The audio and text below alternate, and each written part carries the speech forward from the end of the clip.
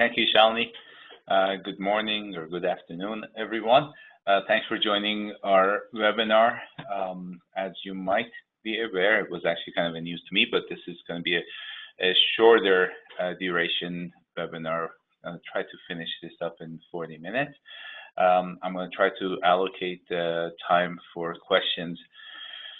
So let me begin with a PowerPoint presentation and give you a quick overview of the agenda. So I'm going to talk about the NxClinical system, provide a quick overview of that entire system, then discuss our multiscale reference algorithm for estimating copy number variants and allelic events such as AOH from NGS data. And then at the end of that, I'll start a live presentation highlighting some of the new features in version 4.0, and primarily focusing on the three areas of the biggest, most important additions having to do with the CNV from NGS, the filtering pipeline, trio analysis, and gene panels. At the end of the PowerPoint presentation, I'll stop briefly, so if there's any questions that come up based on the PowerPoint, please let me know and I answer them at that point, and then again at the end of the live demonstration. So just a quick overview of BioDiscovery. If you're not familiar with the company, we've been around for 20 years. We're in fact celebrating our 20th anniversary this year. We have become the gold standard for CNV calling, starting from ACGH arrays to SNP arrays, and now the whole technology moving towards NGS. Much of the CNV work has generated lots of publications in many high-impact journals in our research part, and that has moved over the past few years over the clinical side. We offer a complete solution, not just software, but a lot of support, implementation, training, etc.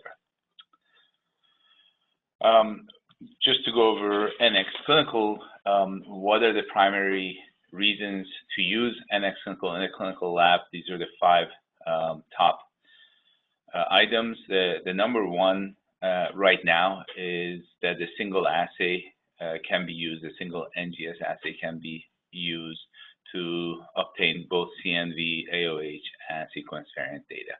I believe this is one of the unique features of NxClinical that's attracted quite a bit of attention. Hand in hand, just as important, is the integrated analysis, where not just being able to call CNVs, but being able to efficiently and effectively integrate CNVs and sequence variants within a single software. Third item is streamlining the case review. So the software has been designed from the beginning to streamline and make everything protocol driven. So there's a pre-classification and filtering, lots of tools there that makes a clinical lab, both efficient as well as provide audit trail. So hopefully we'll get the chance to see some of that. Number 4 is a comprehensive interpretation. So what the software allows you to do is both to build your own in-house knowledge base, database, how you have interpreted events and samples as you grow with more tests. The lab can have immediate access to all that data, part of the review process, as well as have access to any number of external data sources. So we provide a license for OMIM, for example, and other databases like ClinVar, ClinGen, etc. And lastly, system has been designed to provide an extensive audit trail of processing, case review, multi-user interaction, limiting access to what people can or cannot do. So it is a clinical grade software as opposed to a desktop type of an application. So this is a pictorial of, I think, the first and second item before, where if you look on the left side, the traditional segregated approach where you have a molecular lab that potentially is running an NGS panel or system, analyzing sequence variants on one flow, and then a cyto lab potentially running microarrays, analyzing CNVs and AOH. This generates both two separate workflows, requires more resources, more time, and more money, and can sometimes also miss important interaction between these things, such as in the cases of compound heterozygous events.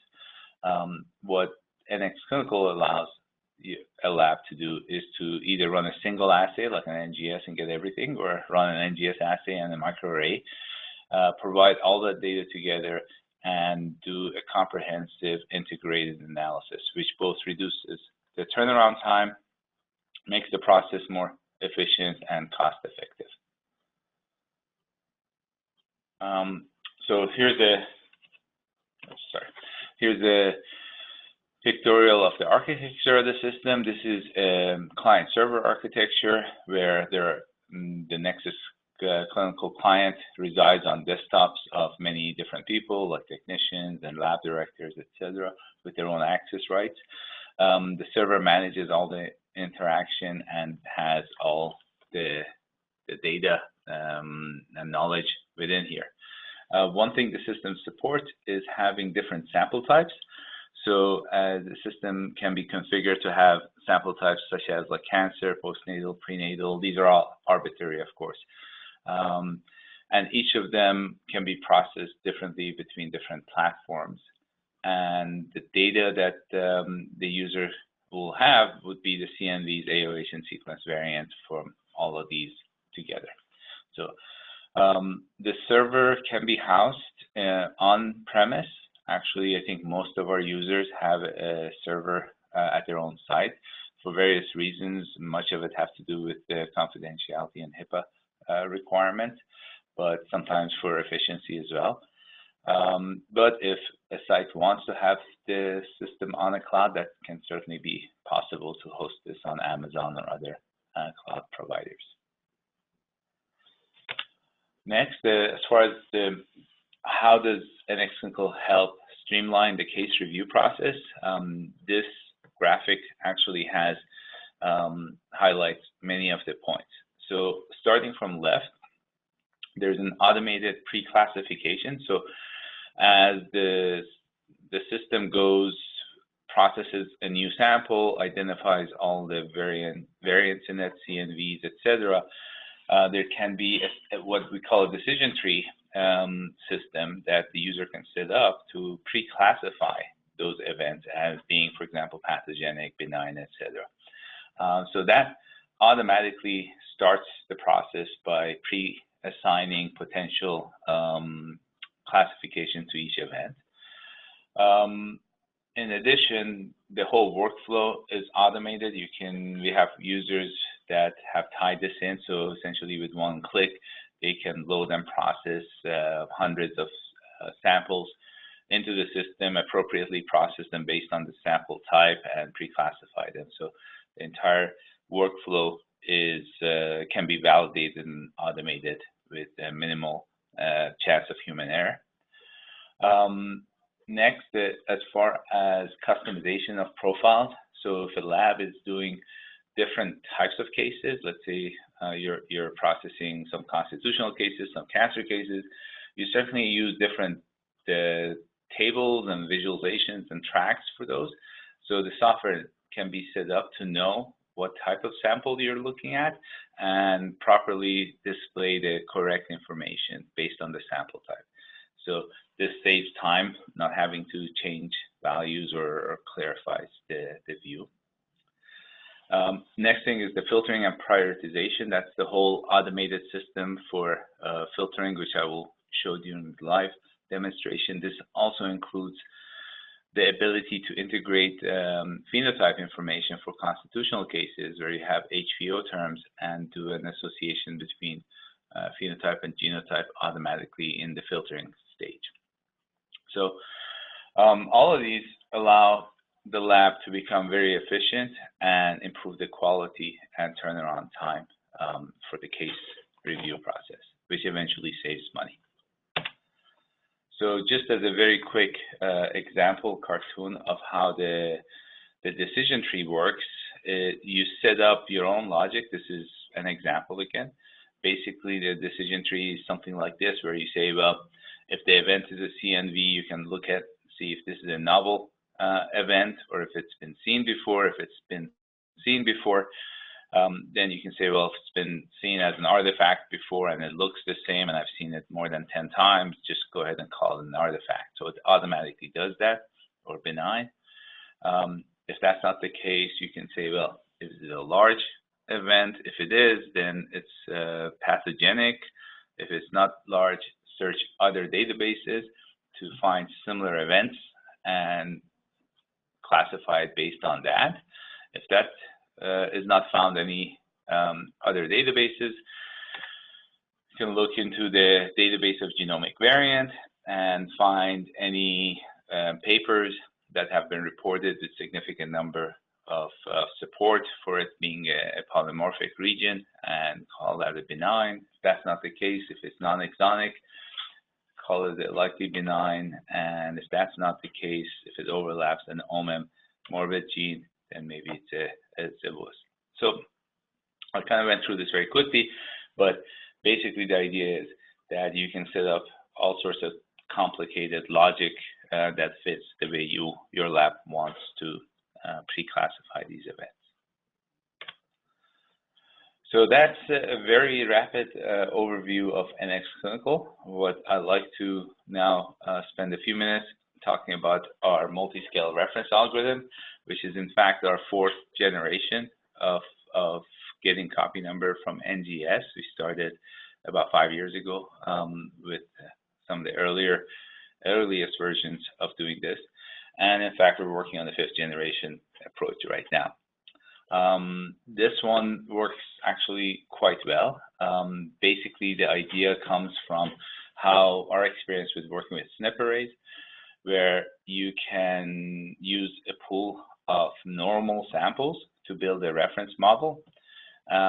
So in general, they don't necessarily have to be normal, as long as they don't have big and recurrent aberrations in the majority of the cases, you could do that. In the case I'm going to show you today, since I didn't have many reference samples, I only had to use one sample as a reference, which is not really recommended. I think 10 to 15 would be an ideal number of samples to use to build a reference. But it can work, again, as I'll show you, even with a single sample as a reference. The way the algorithm works is it creates bins across the genome, and these are different size width. And the size of the bin is really related to the depth of coverage. So if you have high depth of coverage, for example, in a whole exome sequencing or a targeted panel, you end up with a lot of virtual probes on the targeted regions, and then a backbone everywhere else. So just pictorially how this works is you gather a bunch of BAM files that are representative of this type of samples you're going to run, and then process them through a utility that we have, which is called the reference builder, that tabulates the number of reads and creates these depth files, performs various types of normalizations, GC bias correction, etc. on that, and essentially bins the genome, generating a reference at the .msr file. That file gets loaded into an NxClinical server and then can be used to process samples. So this is just an example of for a whole exome, for example. So if you have targeted regions and off-target, so on the targeted regions, again, because you have high coverage, the system automatically creates more virtual probes. And for the off-target areas, it has sparser, but it creates essentially a backbone there. Same algorithm. One of the beauties of this algorithm is, unlike some of the academically developed tools, where the algorithm works for whatever that institution was doing, exome or particular capture, etc., our algorithm works pretty much across a wide spectrum of NGS data. So if you have low, shallow sequencing whole genome, it provides pretty much a big backbone. We've done targeted sequencing, whole genome sequencing with relatively high depth of 30, etc. And it has worked quite well with Illumina, Agilent, QIAGEN, different types of capture material. So we're quite happy with the performance of the algorithm. And it does have, because it's flexible, it can handle many different assays. It has a number of parameters that the user can change, like the bin width and the expected number of reads, etc. But once you set that up, add your BAM files, it generates a reference. So this is the end of the PowerPoint. I'm going to show you a live presentation of the system. I'm going to just do a quick check to make sure there are no questions. I don't see any questions right now. So I'll switch over to the NxClinical software, and hopefully this is more visible. The screen, sometimes the resolution could be hard to see. Great. So this is, I've just logged into NxClinical, and I've logged into over here as admin. So the admin user gets this admin tab here, but before jumping to admin, NxClinical software presents the user with a Google-like search screen here that I can look for certain things. So if I'm looking for samples, like numbers that starts with 420, I can put 420 star, and I can see these are the samples that show up. There's 8 of them that have that value. Before digging into it more, let me show you some features on the admin side. One thing I want to point out is the BAM reference. So here's where, once you create a reference file, this is where you load it. The admin loads it very simply by clicking the plus, finding that multiscale reference file, the .msr file in the system, and click open. That gets transferred into the server, and the header gets parsed, and you get information like here, like this one, Cambridge All, has all of these BAM files in it that was used to create the reference.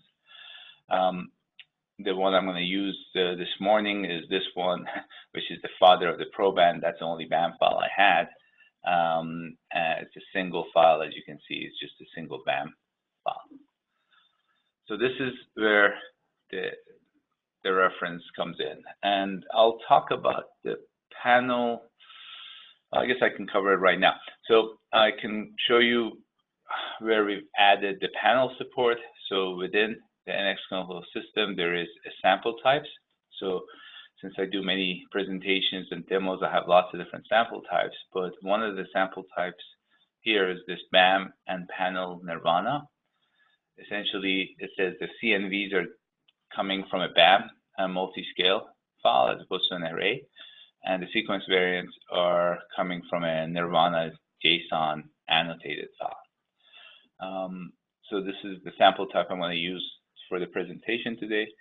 But what I wanted to show was the gene panel tab that's new in 4.0, where you can add multiple gene panels. So if I add temp panel here and then go to this side and add some genes like MTAP,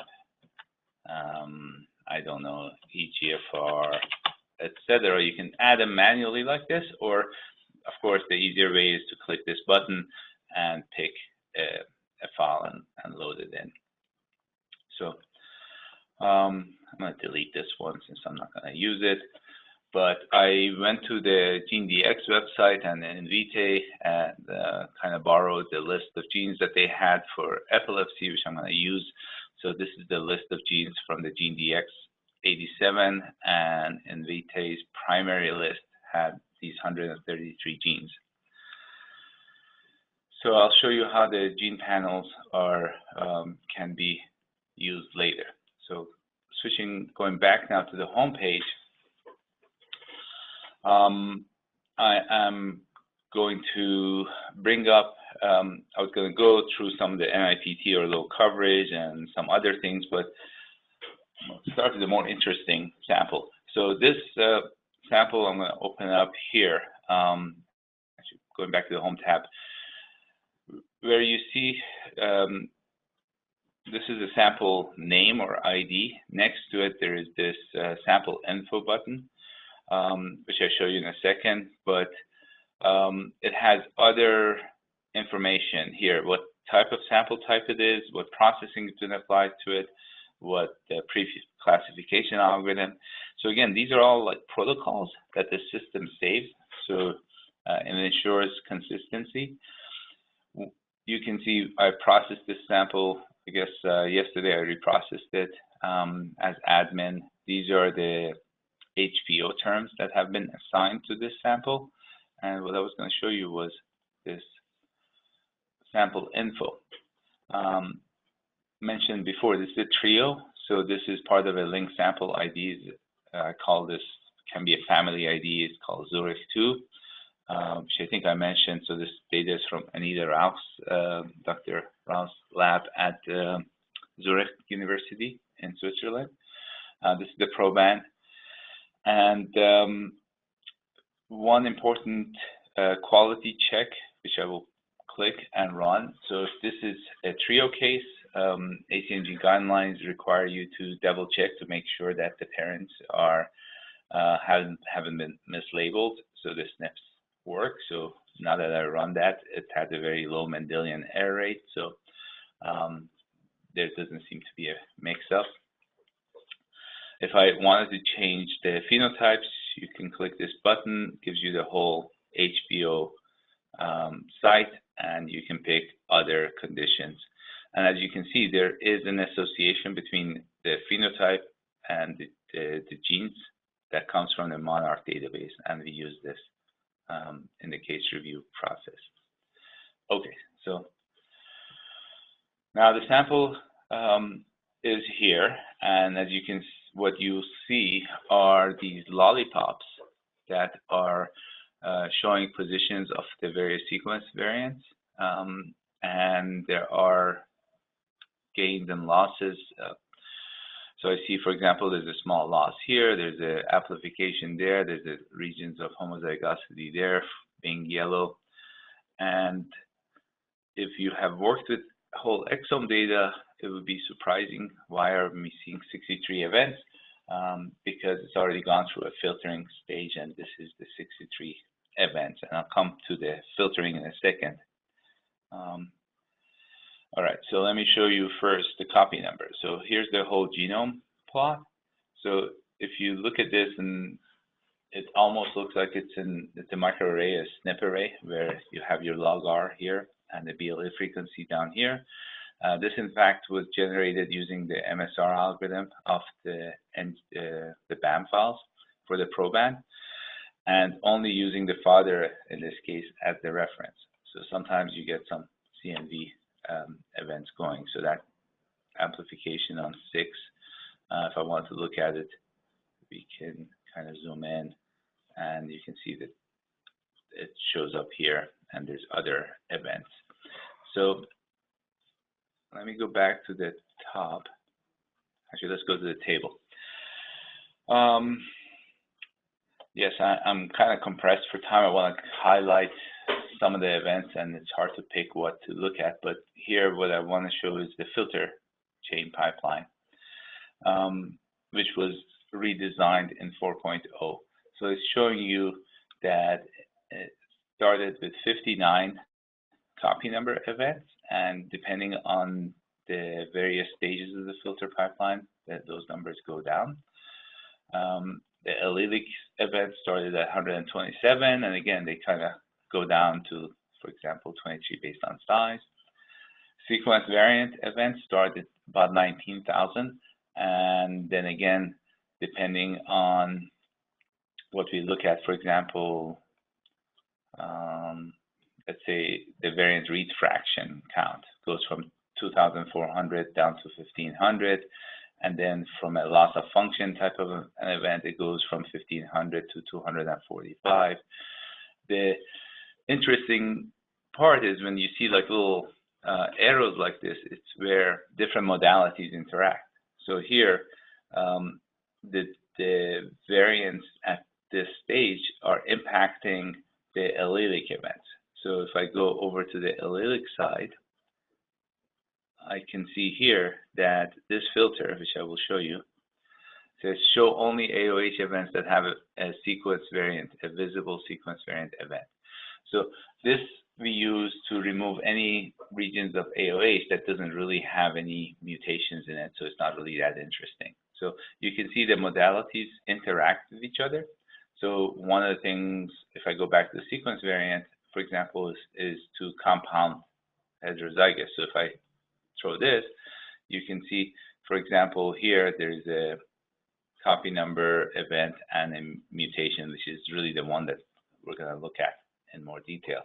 I'm going to remove that for now. The filter right now is set up to filter based on evidence score. So there has to be an association between the gene and the event. And that's shown in this column, which is called the evidence score column. So you can see, for example, here, this gene MTHFR, based on the Monarch initiative, has something to do with seizure.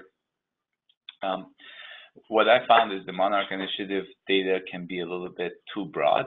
So I also add the morbid phenotype, so I can double check to see if it makes sense. So you can kind of look at that together.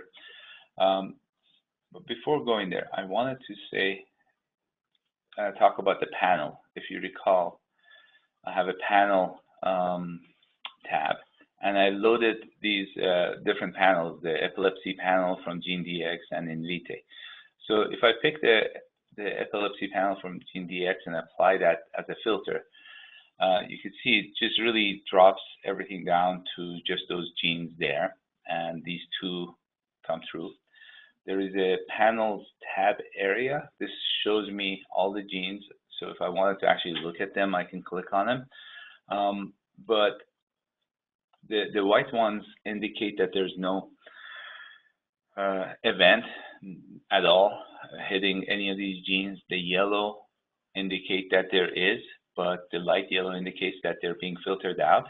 And the darker yellow-orange color indicates that there is some event there. So if I click on this one, for example, you can see that it zooms into this gene KCNJ10, which is this gene here, and that's the sequence variant. Since it's a trio case, I've loaded the father sample as well. That's the only one I had the NGS data from, and I can see that it's already in the father as well.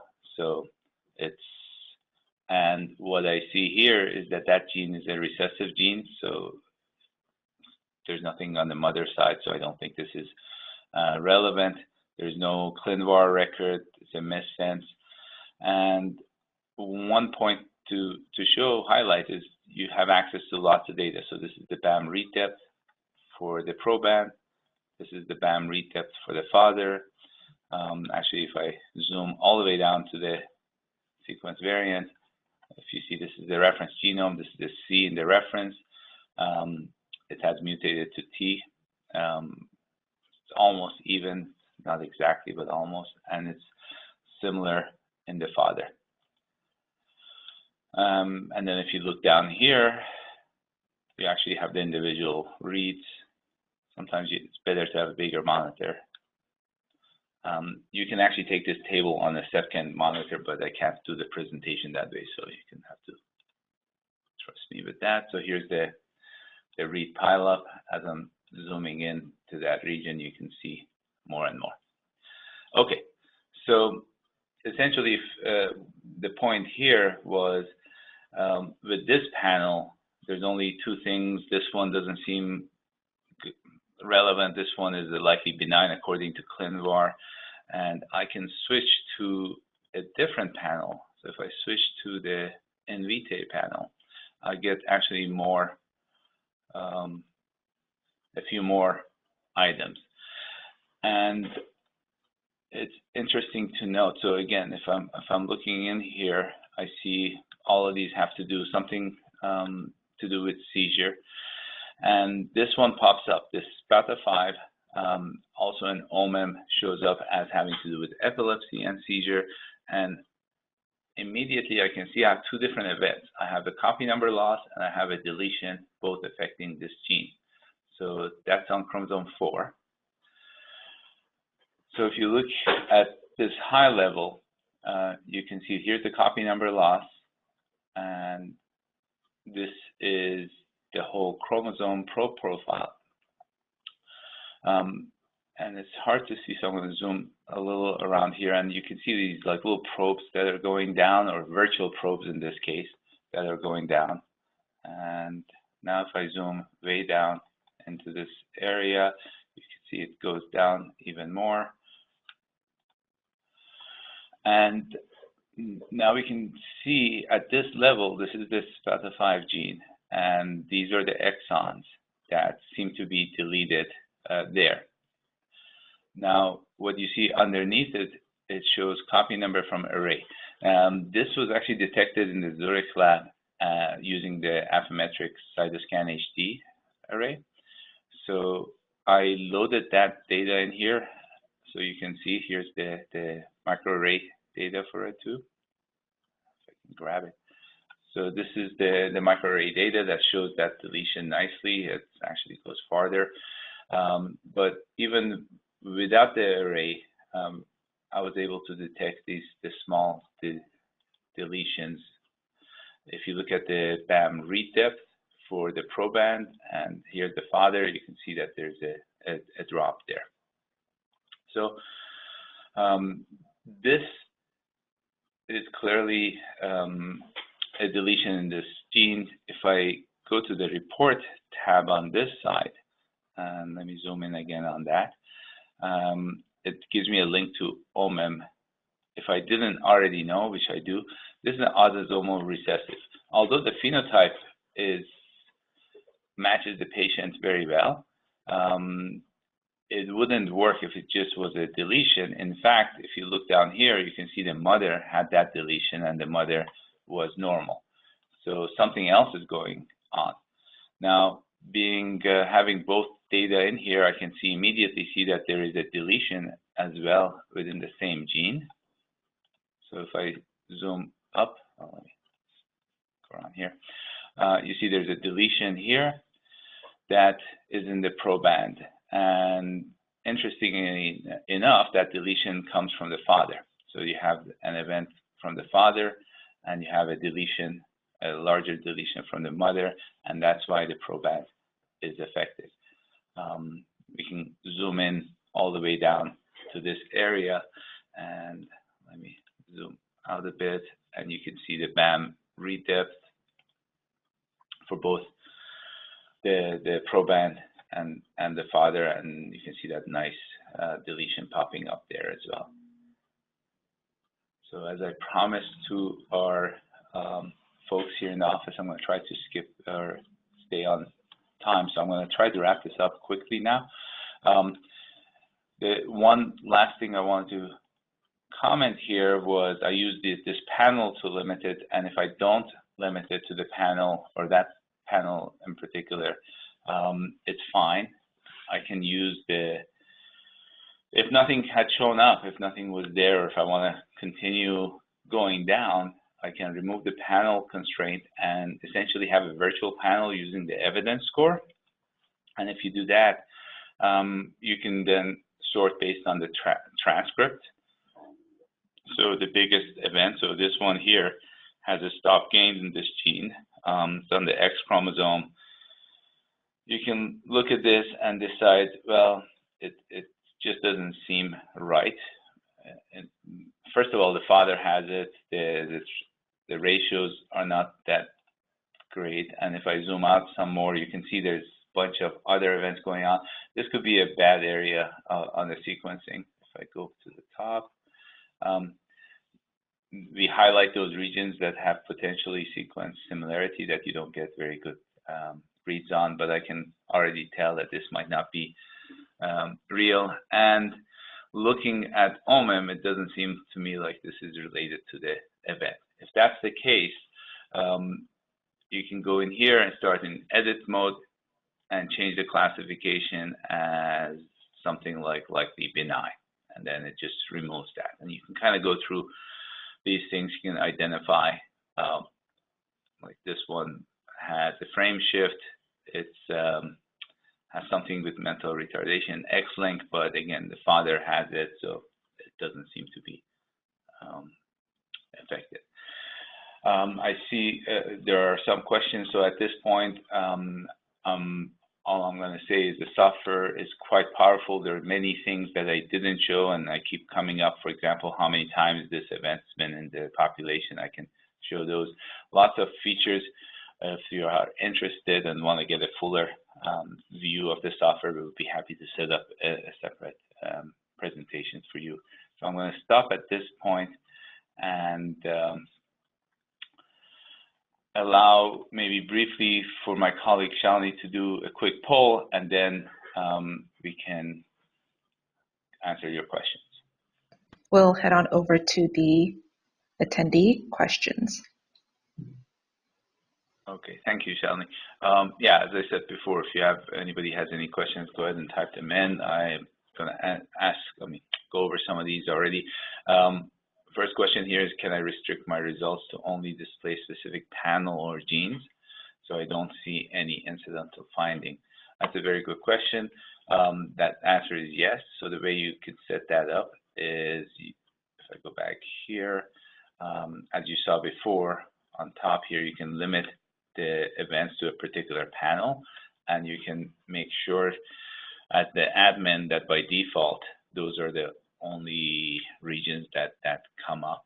So you can just review that and not worry about the incidental findings, or add the ACMG incidental finding list in here as well if you want to take a look at those.